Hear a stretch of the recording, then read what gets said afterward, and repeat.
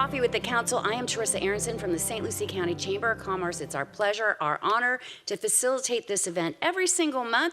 Right now, we're still doing it on, I think, the third Tuesday, but stay tuned. I suspect changes after the first of the year. We are going to start, as we always do, with our Mid-Florida sponsor representative. And today we have Alanya Swanson. She is a mortgage loan originator with Mid-Florida. Welcome to the show. Oh, thank you. Good morning. Good morning. It's nice to have you. Nice to be here. Tell us, first of all, you are in mortgage loans. That's obvious. It's in the name. What should people know about mortgage loans right now? Because we keep hearing how prime goes up. Yes. And what's happening? What is that doing to your business? So the interest rate obviously have gone up. And the business of refinances has gone down a little bit. Okay. Still have a lot of purchases. And with that in mind, Mid-Florida Credit Union is offering some wonderful promotions. So we always have some great promotion to help our members obtain their home, even with refinances, if you're still in the, wanting to take out equity from your home. We have promotion for a little bit, for everybody, from jumbo loans to construction loans. Right now we have a great promotion. It's a 10-1 ARM, which means it's a 10-year, it's an adjustable rate program mortgage. Right. The interest rate is fixed for the first 10 years, but instead of paying on the 7% where the rates are right now, you're looking more on the 5.75. So you're still benefiting, from a lower rate for at least the first 10 years of your loan, and then many things can happen. You can always refinance anytime, no prepayment penalties. Oh, no prepayment penalty. So you can get a fixed rate at 5.75 for 10 years. There's no prepayment penalties. Correct. So I always recommend this to people is when the interest rate is high, you might want to go with an adjustable rate mortgage, right? Yeah. Because you're going to have an opportunity to reap the benefits of when it comes back down. Correct. And you can refinance it when it comes back down. Exactly. Many things can happen in 10 years. Maybe we'll see the rates again at a 3%. You never know. 3% is like it used to be. Yeah. 3%'s the best, right? Is this probably the highest you've ever seen interest rates? It is. I mean, I've been in mortgages for close to 20 years. That tells you how old I am. Yeah. And I think it has been one of the a little high. I mean, I heard in the past it used to be even higher. I had members telling me, oh, if you knew it was at 16, 18%. What? Really? Oh, yeah, at some point, that's like bad probably rates. Yeah. 30 years ago or something.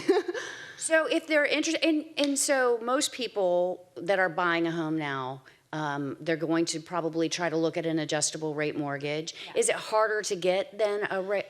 It's not for everybody. I mean, it does have some, it's a promotion, so we have certain credit scores. It has to be like 680 and above, and you have to put more down, at least 20% down payment. So for that promotion, you have to put a little bit more down. More down, yes. Okay, good to know.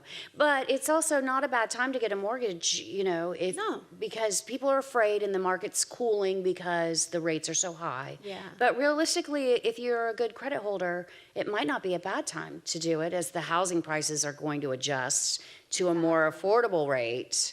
Right. It might be a great time, because my daughter's in the market for a house. Not here, so don't anybody call me. It's out of state. I know 1,000 realtors, so please, it's not here in town. And so, I told her it's not really a bad time, because the housing, prices are leveling and lowering. They're being reduced. You can get an adjustable rate, and perhaps in a few years you can refinance that. Exactly, and especially if, obviously we have other type of adjustable rate mortgages, but if you're going with a 7 or a 10-year, that's plenty of time for wanting to refinance anyway. People don't keep their mortgage for more than 5-7 years usually. Yeah, it's an average. You get a 30-year mortgage, you keep it for 5 to 7 years. You think you're going to keep it for 30 years. Nobody keeps Never happens. It's like a new car. I always get a new car, and I get a 7-year loan, and I never keep it 7 years. Yep. So, it's just a cycle. Well, thank you. How do they get a hold of you if they're interested in a mortgage? You can call the mortgage line at Mid-Florida Credit Union. I'm at 772-200-2228, extension 6319. Thank you. And I heard they call you Lily, but it is Alanya. Thank you for being our guest today. My pleasure. Thank you so much for having me. It was nice talking to you. You too. Okay. We're going to take a quick break, and we'll be right back with Councilwoman Stephanie Morgan.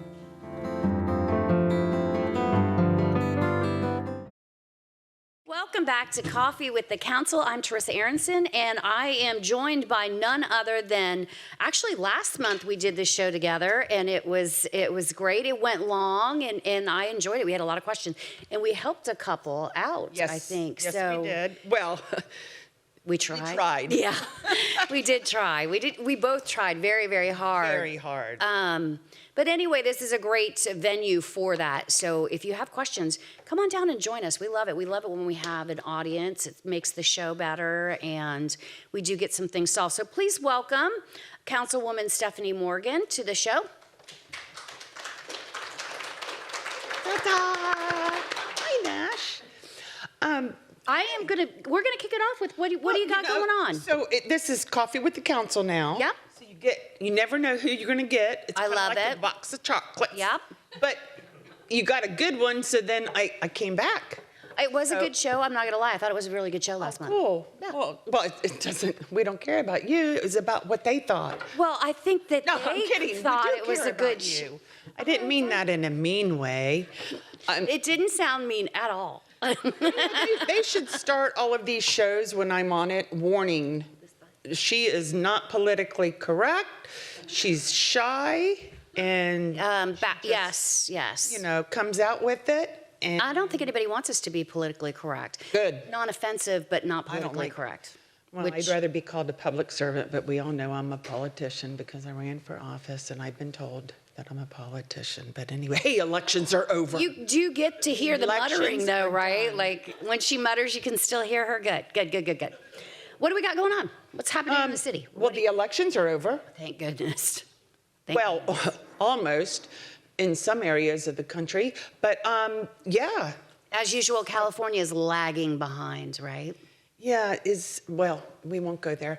But Locally, yes, it's over. locally, we've got some new faces coming on board at the county. A couple new faces at the Two new county. Yep. faces. So, well, I don't want to say old faces because that would be rude, but I mean, they're known in the community. They're seasoned.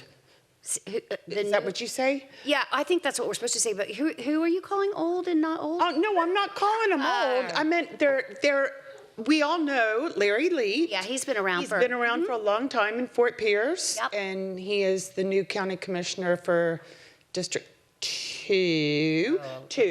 And District 4 is Jamie Fowler. Pierce, Fowler, Yeah. Pierce. I never She's understood not old why at you all. go with She's two young. last names. I have two last names legally. I don't use them, but I'll tell you why. Because once you get married in your 30s, half your crap is like, it's too hard. You got to keep them I got both. married when I was 36. Yeah, I had. Yeah, but I went from a Quig to a Morgan. That was much easier. Yeah. I moved up in the alphabet. I was always I was stuck an in M to an A, but I still had Wow. I owned property in my maiden name, and so I had to just keep both. I don't use them both, though. So enough about us. Yeah. We digress. Oh, and we dodged a bullet. Hurricane Nicole decided to skimmy on up the coast. Yeah, so it was a rain event for I was us. shocked at Volusia County, just devastating, the houses falling in. So, That's erosion. So those Yeah. winds for a very long period of time like that are very devastating. Beach erosion is a real problem. We get it here all the time on a regular basis, just from daily winds. When you get a hurricane, it makes it about 1,000 times and worse.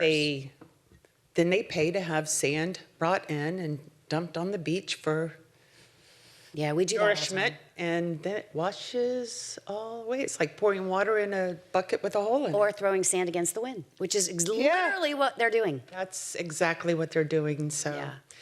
but What else? hopefully, I'm just here for y'all. Okay, you want to just go into yeah. questions? Yeah, I mean, there's one interesting thing though. Well, there's a lot of interesting things. We have been working on, of course, the city center, which is where Mid-Florida Event Center is located. There where our Mid-Florida Event Center is off of US 1. We have to keep saying Mid-Florida Event Center. Yes, you do. So over there, we have all of the parcels now are back into the name of Port St. Lucie, the city, and they are working on the master plan. So beware, and I think it's December 7th, there will be a community workshop over at Mid-Florida Event Center. See, I said it again. Do I get a prize for saying the name that many times? A ding? A ding. Okay, because I've got plenty of mugs. So I'm good with the mugs. We do so many mugs here. My mom is like in the dishwasher. She goes, "Can we get rid of some of these mugs?" We've got tons. I know. They're probably my favorite mugs though because they're lightweight but they're big. Yes. Yeah. And they don't break easy. So I forgot where we were. Oh, the master plan. Civic Center. So Mid-Florida Event Center. Mid-Florida Event Center. Yeah. So we need public input. Hi, John. Welcome. So we are going to work on the master plan. It's the question is, what do we want to be when we grow up? We have grown up a couple of times and it didn't work, and now we're back doing baby steps for that area. So having a lot of history here in Port St. Lucie since I moved here in '62, and I'm only 39, that's the female math in me. But I mean, it was nothing. And then of course we had the Village Green Mall. That was before that's you. Before me, yeah. I didn't even know Okay, so there that's was a Village even Green Mall. BT before Teresa. But there was a mall there, an outdoor Oh, mall. no, it is not before Teresa. There was a movie theater there. Yes, there was. I remember it, and my daughter took dance there. It was a very confusing place. Once It was an like a outdoor, maze. yeah. Yes. And Career Yes. Source was there when it was Yes. called. I remember it. It's It not was before called me. something else. Yeah, well, I don't remember. In my, Workforce development. nah, I think it was I called don't that know. unemployment office is what we called it back in the day. But yeah, I'm But we are working on that. So it's, shops, restaurants, a hotel, hotel. That is the key Hotel. word. Wyndham, Marriott, Hilton. I don't like And we have a new Wyndham He's gonna kill property. me. He's going to kill me. I know, it's all over the, we have a new Wyndham property though in the area. Yes, we do. So, Sandpiper Bay Resort. yes. Back in the day, that was Sandpiper Bay Country Club. And that was before Club Med even, yeah. Oh, yeah. Yeah. So, I mean, that was the elite place to go back in the day. I bet. And Thanksgiving, which is next week, I still remember seeing my first ice sculpture was at Sandpiper Bay Country Club on Thanksgiving Day. They had a buffet, best $1.99 buffet, but they had a buffet. I was going to say buffet, a buffet there for Thanksgiving, and don't look at the screen. Yeah, don't, 'cause you can't read and it's, talk at oops, the there's same a time. squirrel. Yeah. John was And I forgot, but anyway, it was a beautiful ice sculpture, and I still remember as a child that was the first ice sculpture I'd ever seen, and that's always been in brain. That was in the '60s. Good. Well, we want everybody to come out to the master plan or the, Yes. the community. I always call it a shred. I'm not allowed to call it a shred. It's a community input workshop, I guess is what they call it now. But they're going to ask you, what do you want it to be? And so it brings up the age-old question. We don't have a downtown. Do we want to make downtown? We have tradition. We don't. I don't know. I'm anxious My to see. view is we are not ever going to have a downtown. No, We're too spread out. We're 121 square miles. actually, we're more than We that. have. What do you mean we're more than? Because last time I was corrected because I thought we were 122 square miles and somebody said we were way I think more. it's 121.9. Really? Okay, 100. I thought it was, well, whatever. 100, over 120 square miles. Yeah, for sure. So that's huge. So how do you have one downtown? And we've got the way it was planned back in the day, even pre-GDC when it was Mackle Brothers. Oh, yeah. So it's, it was all residential, 80,000, 80 by 125 lots, $10 down, $10 a month. Yeah. Come on down. It's going to be hard. I think we're going to have, pockets, right? Like we do in Yes. tradition. We have the governmental downtown, which is here. We have St. Lucie West, which is Restaurant Row. Mm-hmm. You can get almost anything out there. It's like international. drive. Yeah. I mean, you can have everything from Greek to Chinese to. But imagine if we tried to put a downtown now with our existing infrastructure, that would be, like if all the people that are in St. Lucie West and Tradition and here all went to the exact same place, how catastrophic would that be? Yeah. No.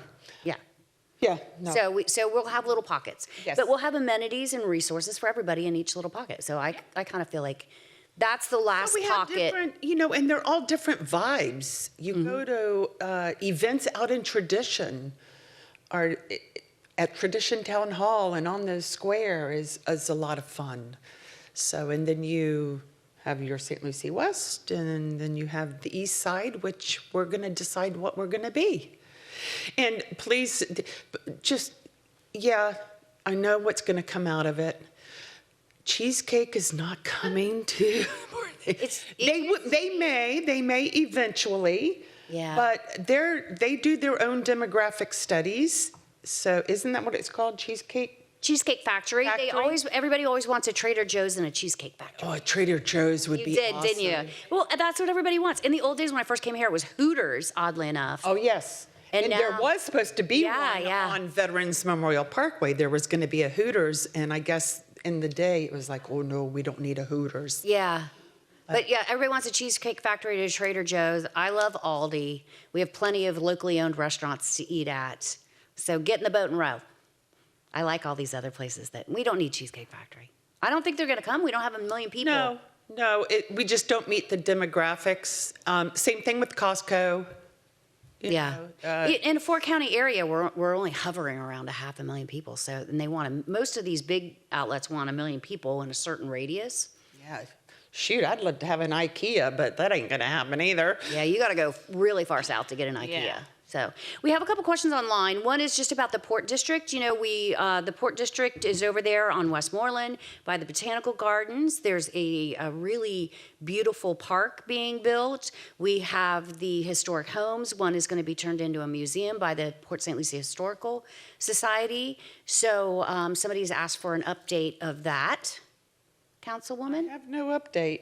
Yeah, they're working on it. I mean, it's in progress. I know the playground, we had the groundbreaking, and the playground is in the midst, and I know that working feverishly on that's the coffee speaking, on the historical home, lodge, and museum, of which we got a couple of pieces in there. Yeah, we're working on the You're going to see the piano that I used to take piano lessons on. Oh, that's kind of cool. And a really old sewing machine that I learned to sew on. Well, actually, my mom made all my clothes on it. Yes, it is older than me. But I'm only 39. The other thing is, and this is a great one about the accident on Crosstown, and I don't have all the details on what happened. From what I understand, the driver was not at fault. Okay. That's all I know. They did stop. It's devastating that a child was hit, but it makes you wonder, we have to slow down, we have to be patient. And also the students need to be more aware of their surroundings and not walking around like this. And I think it's a little bit of both. And I'm not I'm not blaming anything on it, but we all need to be aware of our surroundings. And we're hopeful that everything is going to be. It takes me back when I learned how to ride a motorcycle, and going to the training classes, you're always looking ahead. And all the sights and sounds are amazing when you're on the motorcycle. And no, I don't ride one of those little rocket things. I have a Harley, and it's amazing what you see. You see so much more, you smell so much more, you hear so much more when you're out there on the motorcycle, but I'm always looking way ahead. I'm contemplating, okay, where's that car gonna turn? Where's this, are they gonna stop? So you're always looking like that. So if we drove our cars like we drive our motorcycles, it would probably be a lot different. But I think we feel safer because we're surrounded in a car, so we, By metal. Yeah, you can't drive in a cocoon. You still have to be aware and anticipating. Yeah. Exactly. But hey, let's get to some questions. All right, any I questions? just took over, didn't I? That's okay. Yeah. So John Pancras from Elite Electric is our official mic tender, and he is coming down to get the mic to you so you can ask your question. And he does a good job. Good morning. Good morning. We feel like we were here last night for the council meeting. Did you go home? You do have different. Yeah, we did. My wife and we. I'm Charles Miller. This is Bob and Randy, we're from Valencia K in the South Grove HOA. We learned a lot last night with the one discussion and approval of a change in zoning from a, correct me if I'm wrong, in a residential area over near Port St. Lucie West on the east of us a little bit, how the process works. And I don't think a lot of us understand because, as you know, we are not ecstatic about some of the things we are seeing in the South Grove area when we look at the master plan. And first of all, I have a question. When will all the campaign signs be picked up by the candidates? No, I'll go back to this. Why, do I still have some out there? I don't think you do. Yeah. Your staff, though, does a really good job of picking up the ones in the yes. city of Port St. Lucie. In county and incorporated, and maybe they're not as quick to grab them, but They do. And getting back, I've always said this, I've been here several times. I've found the council members, the mayor, very transparent. They'll tell it to us, hopefully like it is. But we are, as you know, very concerned about some of the things we see in the South Grove. And that's the area south of Tradition Parkway, Gatlin, really west of 95. We learned last night some interesting things. It was a rezoning from a small business, relatively small business parcel located in a single family area to a an apartment townhouse complex. And I guess the ultimate choice the council made was, yes, let's rezone it. Would you want a commercial business there? It could have been a hotel, could have been other things, and all the traffic it would bring to the residential area, or would you rather have people live there? Still, some people did not like to have. They wanted single-family homes, which probably in retrospect, hindsight should have been done years ago, but it wasn't. It was left to, I think in those days we looked at having a local 7-Eleven, a local gas station maybe, and those things didn't occur. But getting back to our predicament observations, and you're aware of them, Councilwoman, we are very concerned about the infrastructure. Thousands of new homes are being built or will be built in the future, yet it does not appear the infrastructure is there, excluding fires, separate taxing district where two of the members of the council sit on the board, and we know there'll be a fire station around Becker and Village Parkway maybe 2 years out, from what I understand, talking and going to one of the fire board meetings. But the roadways, there is ample right-of-way, as you know, and yet we find single lane like Discovery Way westbound from Village Parkway.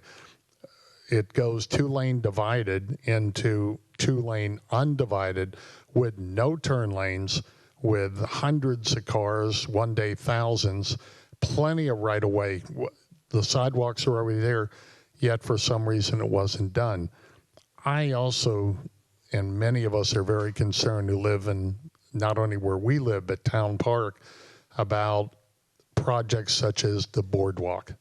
The boardwalk, I challenge that it went through this kind of scrutiny when it was approved, because the boardwalk does not appear to have any of the attributes even that this townhouse project had. Setbacks, ample landscaping, ample other things. If you go by there, I know they call it a tinderbox, a matchbox.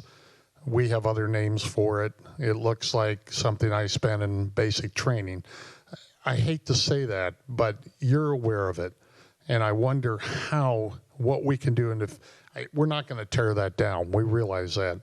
But why does everything north of Tradition Parkway, west over where the Tradition Town Center is, and 4-lane divided roads running north-south, pocket parks, various lakes. I don't see that when you come south, especially where the boardwalk, all the way down to Discovery. We have some better apartment complexes like Atlantic Palms that were set back, and they appear to be well planned. And then we have this, and I just, none of us can comprehend, and more people are upset how this developed. It's wooden homes, you know, how this occurred. And we've talked about this before. I think you told me you were going to go out there and look at it. And, but we're interested in the quality of life. That's why we moved up here.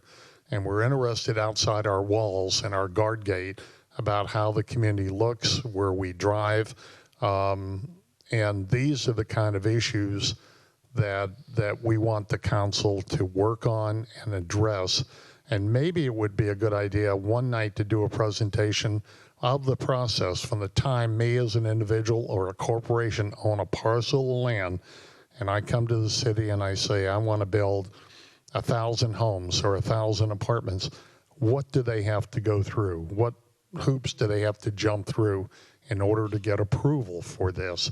It seems sometimes that the planning, that they just, everything is compliant, the roads, the daily trips. We have many people, believe it or not, we're a retirement community, 55 and older, 20% can be younger.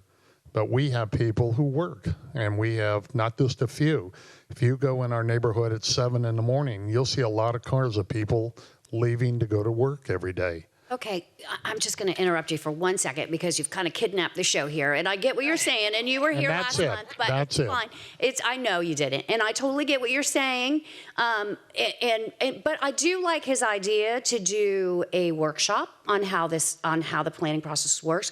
We can bring in people from the private sector and the public sector to do this workshop. I'd be happy to help organize that because I think it is important because people don't understand. They often think that it is opinion-based, and none of it is opinion-based. And a lot of it is entitlements. It's not opinion-based. It is literally... They're entitled to build whatever or so as long as it meets your design standards, your Florida building code, which is not at all controlled locally. So, and I understand, and I've heard this complaint before, that it's a tinderbox, but it met Florida building code, which is all it's obligated to do, you know.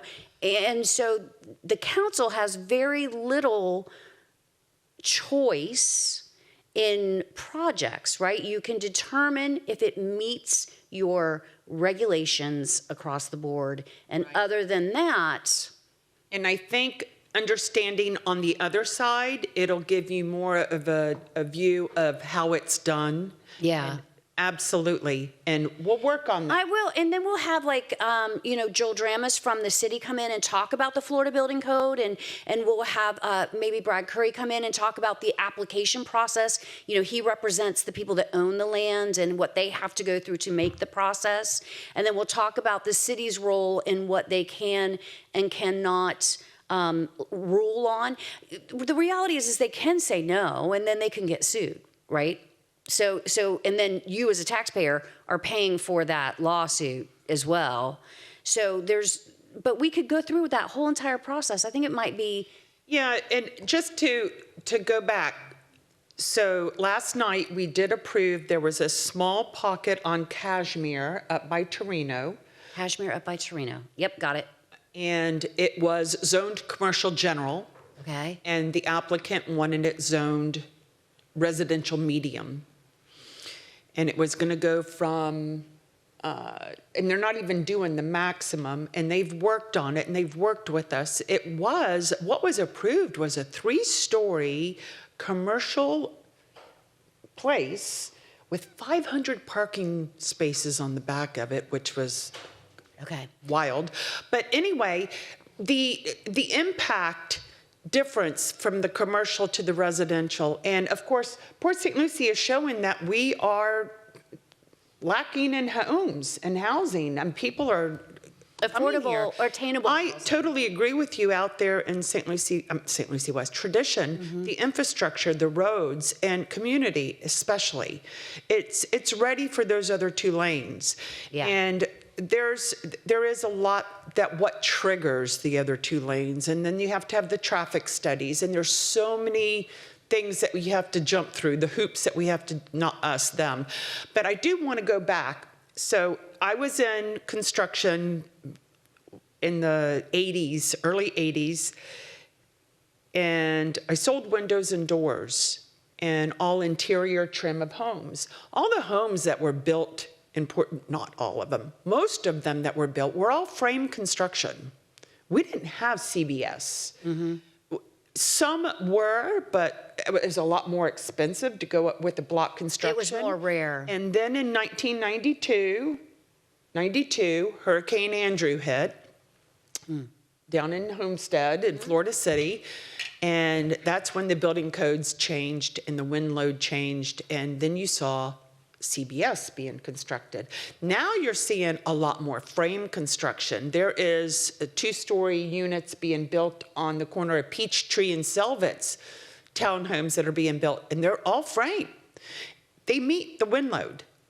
You'd be amazed. But they do have to meet the Florida Building Code, which is guided by Florida, and we have to either meet or exceed it. So they're all built to code. But I agree with the transparency, learning the process of what goes on and what we do and don't have control over. And I'm more of the less government, and I don't want to infringe on property rights, because you as a homeowner or you as a landowner, you have property rights. So I don't want to step over that line. And landowners do have those rights, and there's a lot of DRIs. I know there's so many acronyms out there. There are. And I hate acronyms, but they are entitled to build so much. And we as a chamber are a steward of property rights and ability to, move forward and prosper with the things that you own. And of course, I head up the Development Review Task Force, which looks at the process of being able to develop and what it means for the homeowner, the business owner, and the government itself. And there is sort of a symbiotic relationship that needs to be attained in all of them, because you cannot usurp anybody's rights or governance either. If that's how government wants to protect their community, they have certain policies that they can use to do that. But anything above and beyond those policies is a usurpation of land rights, and you can't do that. But I think it's important for citizens, especially out in tradition and you guys, to understand how that works. So I really do think it would be interesting to do a workshop, and you can see the whole thing from start to finish. And there's a big thing that I love the construction and the roads and the transportation, and we are putting on our next workshop that we will be having with the city, all the connectivity out in Southern Grove, Western Grove, Tradition area. We have to have all those roads connected. That's as a safety and for everyone that lives out there, for fire rescue. And yes, there is Station 17, 18, 19 is scheduled for Tradition in 2 years. But I'll It's never already on the plan. try to convince him that our infrastructure is up to snuff as much as it should be. I mean, I think we can make improvements. Oh, absolutely, absolutely. And of course, road construction the prices have skyrocketed. Oh my gosh. Everything is 30 to 50% more, which, And we probably have to think about that going into the future. Yeah. Yeah. But good question. And I know that the fellas were here last month, but we need to do more about explaining the process. I like that he came and learned about the process last night, but we can do a workshop on how it works. Yeah. I like it. Very good. Thank you. Thank you so much for your question. Anybody else have any questions here on the he has another question or no? Oh no, John's just okay. Anybody else have a question? what? Oh, Okay. I'm not going to sabotage the meeting. Maybe. I didn't say sabotage, I said kidnap. I just rephrased you a little bit. Yeah. I moved to Florida here 2 years ago, and I didn't buy a lot. I bought a plot because I'm older. Okay. That being said, I did have some conversation with the councilwoman before, but I just would like to say we're talking the word affordable housing. And Stephanie, if I may call you Stephanie, yes. There's almost no such thing. Those houses that were built, and I'm going to say that gingerly, that were built there, if it's a 3-bedroom house, it's $3,300 a month. So that's not really the right type of thing to say this is for the workers that are going to pay. I don't know how many workers are going to be able to pay $3,300 a month to live in those homes. And the councilwoman was gracious enough that she would come out and take another look with us, which I do appreciate too. And that's not even her district, but I asked her to come anyway, and the other council person would come even better. But these are things that have to be looked at. We can't change, like Charlie said, what's already built. But we have to look into the future. Right on that corner, if you come, they just redesigned the corner with a stop street, and they opened up a walkway in there. And I was wondering what the walkway for, and it wasn't a walkway. It was so those little Mattamy buses can drive through this to go to the other part. That's an insult. Give me a break now. But I says, because they move about 1 mile an hour. They says, well, they upgraded them so they could go 25. Wow. I mean, but these are the type of things that the people see in our community that need to be addressed. Everything becomes a surprise to us now, rather than when did this happen? What does this happen? Oh, did you hear? This is coming here. No, I didn't hear that too. So I really don't even like the word transparency. I like the word honest. Be honest with the people. And step forward, tell us what's going on. We're not going to love everything. Not everything's going to be palatable, but the secret is not right to do. People come out, oh, this wasn't here yesterday. We'd like to know that too. And we would appreciate that, if we could be, in the know sometimes. Thank you for your time. Thank you. And I just wanted to elaborate a little bit on that. So yes, Port St. Lucie is divided into 4 districts and you have to reside in your district to run for that district, running for election to be council, and then the mayor is at large. We're all voted in at large. So no matter what district you live in, you vote for the council that stands up here. I've always been of the mindset, I'm not going to ask you what district you live in. You live in Port St. Lucie, and I represent Port St. Lucie as a whole, all 225,000. So yeah, that's according to another acronym, Bieber. In full disclosure, it will be $400,000. 400,000? For 300,000 people. It'll probably be close to. Yeah, and probably $400,000 to be honest with you, but 400,000 people. Probably be closer to 5. I think that's the build out or supposed build out, 500,000. Yeah. So we are the 3rd largest in landmass and the 7th largest, and I think soon to be the 6th largest city. I think we may have reached the 6th. Yeah. In the state of Florida, which is huge.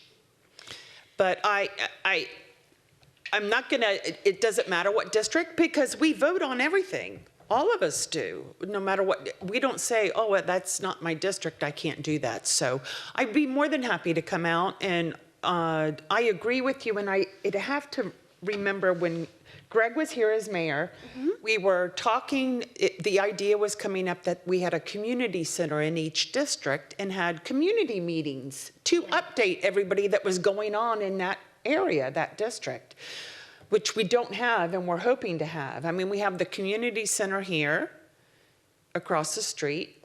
They were talking about possibly building a community center out in Tradition area where the park, the regional park The is regional going. park will be, yep.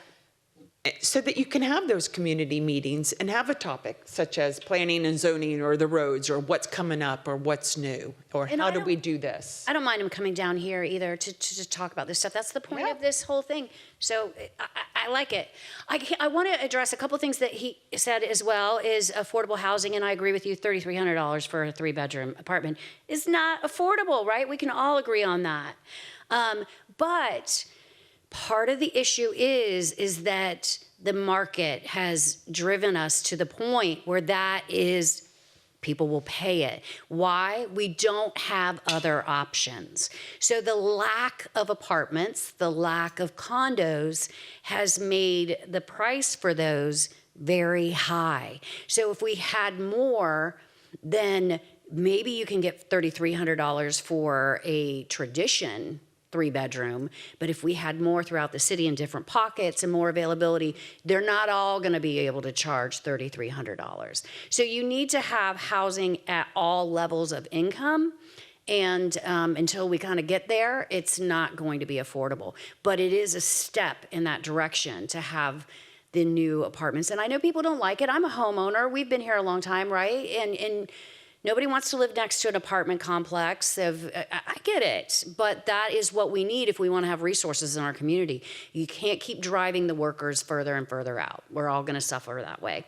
So there is a delicate balance of housing at every income level in order to provide the resources for every income level. That's just sort of how a community works. Like New York, Bed-Stuy is still an affordable community. They have to have that because they cannot drive every single worker out of their community. Then what do we have? So we have to work on it. And I've always not really cared for the word affordable. I would prefer to use attainable. Yes, I forgot. Because That's what is another buzzword I forgot. That was my fault. To one person is totally different to the next person.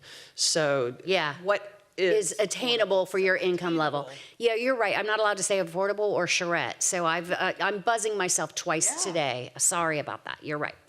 But yeah, good stuff, good questions, and definitely worth having the conversation because I think lots of people think that. I can preface everybody, I can warn everybody, if there is empty land anywhere near you or your home, it will not be for long. I don't care if it's a lot next door. I don't care if it's Southern Grove. I don't care if it's West. If there is land that is not built on, probably anywhere near your home. Yeah, it's interesting. I get people that call and they're like, "Oh my gosh, they're clearing the lot next to me. You got to stop. You got to stop them." I go, "I can't. You built your house. They're allowed to build a house. I can't stop that." Even at a couple of meetings ago, we had some couples that were coming from the Pulte Del Webb area that said, "Oh, well, we were promised nobody would ever build behind us." I don't think you were.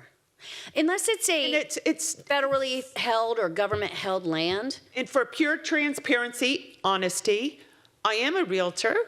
I have been a realtor since 2001. I reactivated my license to help friends or to be able to go out and help talk with the realtors of saying, "Don't tell them this." No. You can't. When I go and show someone a house, I'm going to say, "You do know that the turnpike is here. You're going to hear traffic. I can't stop it. It's been there since 1957. But beyond I that, can't move the turnpike." Now, are they planning walls in the future? Yes, but in the future. Probably not in my lifetime, but they will eventually. if you look at our history, a lot of this was farmland, right? They were orange groves, they were cattle, but they were privately held. So that means those private lands that were privately held for cows are now owned and can be developed into something else. We cannot stop them. So unless you are living next to a reserve or government protected lands, chances are Right. it's going to be. And the whole thing is but we can be smart about it. We can. We can be smart about it and have vision and hopefully protect what we can and work with the developers going, "Oh, that's not good." And you should see some of the faces. I do meet one-on-one with some of the developers that will come in, and it was a couple of weeks ago, we opened up a plan and I looked and I went, "Oh Lord, that's not gonna go." There were like 15 million little dots and I go, "Oh yeah, no." And density is It important. just- So that it means is. how many people can you have on that land? It's important. You can help direct the shape of your city through density regulations. And I will never argue with the city if that's what they want to do. If the density here is this, they're under no obligation to change that density. So But they could work with us. they can. But good stuff. Yes. Good stuff. Anybody else have questions today or no? Very nice. Good. Nobody has any questions. Okay. All right. Are we good? Oh, we are good. We're yeah. over time. No, I think we say 9:15 or something. I'm not really sure, right? Yeah, 9:15. We did good. And I've got nothing else. Do you have anything else you want to say before we? I have no clue.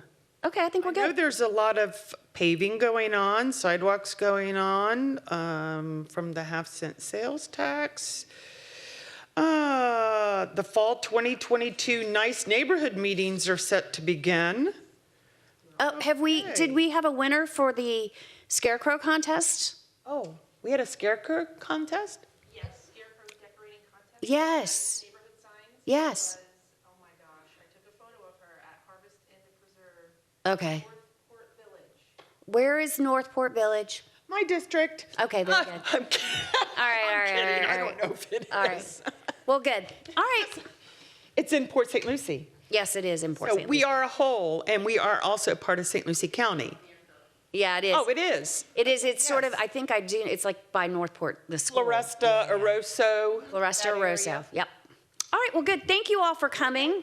Hopefully, Oh, and next month you will not see me. It will not be like deja vu again. yes. You will have someone else. And Are we doing it next month? I don't even know. December 20th, so we'll the 20th or the 6th? It's December 6th? It's, okay, we'll be back in a couple weeks. Yes, I think we had Have to. a nice Thanksgiving. Yeah. Have a nice Thanksgiving. Thank you guys for coming. We Gobble, appreciate it gobble. very much. Grab some donuts, grab some coffee, and if you were down here, you And I'll stay down here and chat. Yep. And I've got cards. Thank you, everybody, for joining us. Have a great day.